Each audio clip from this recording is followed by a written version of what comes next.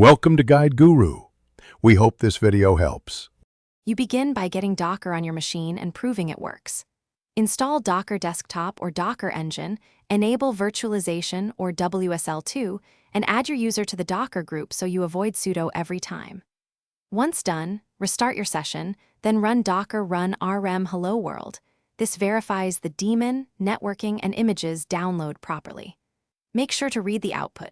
If it prints a success message, you have a working Docker runtime, and you're ready to build images. You now create an image and run a container.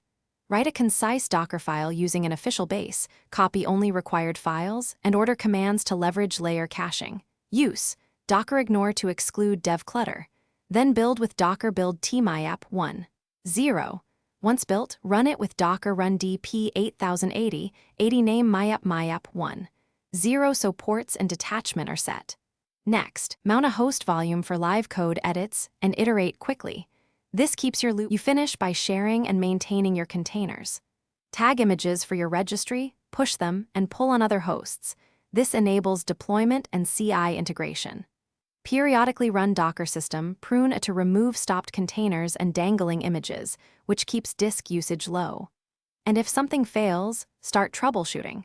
Check Docker PS for running containers, Docker logs name for application output, and Docker inspect or systemtool status Docker for daemon issues.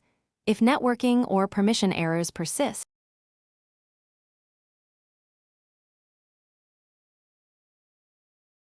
Thanks for watching.